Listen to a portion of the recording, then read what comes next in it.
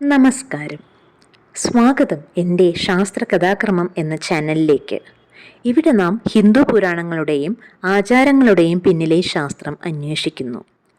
ഇന്നത്തെ വീഡിയോയിലൂടെ നമുക്ക് മനസ്സിലാക്കാം, ദേവാലയത്തേക്ക് കടക്കുമ്പോൾ മണിയടിക്കുന്നതിന് പിന്നിലുള്ള ശാസ്ത്രം എന്താണ്?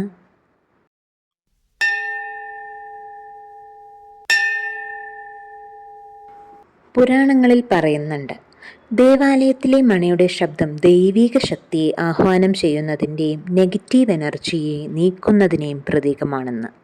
മണിയുടെ മുഴക്കം ദൈവത്തിൻ്റെ ശബ്ദരൂപമാണ് എന്നും വിശ്വസിക്കുന്നു.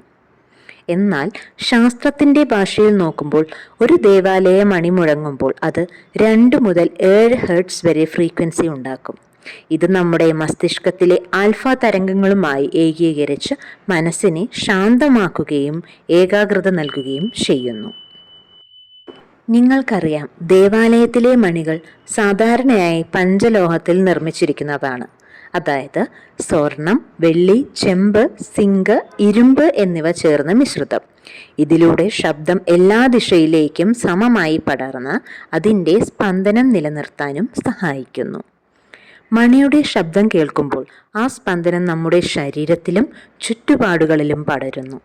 അതിലൂടെ മനസ്സിന് ഒരു പോസിറ്റീവ് എനർജി ലഭിക്കുകയും പ്രാർത്ഥനയ്ക്കായി മനസ്സിനെ തയ്യാറാക്കുകയും ചെയ്യുന്നു.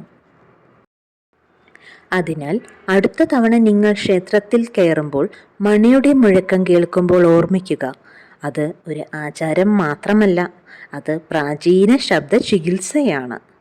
നമ്മുടെ പാരമ്പര്യ ആചാരത്തിൽ പിന്നിൽ ഇത്രയും അധികം ശാസ്ത്രം ഒളിഞ്ഞിരിക്കുന്നു എന്നത് അതിശയകരമല്ലേ? ഇവിടെ വരെ കണ്ടതിന് നന്ദി. ഇതുപോലുള്ള പുരാണ ശാസ്ത്ര രഹസ്യങ്ങൾ അറിയാൻ ചാനൽ സബ്സ്ക്രൈബ് ചെയ്യാൻ മറക്കരുത്. വീഡിയോ ഇഷ്ടമായാൽ ലൈക്ക് ചെയ്യുകയും മറ്റുള്ളവർക്ക് ഷെയർ ചെയ്യുകയും ചെയ്യൂ.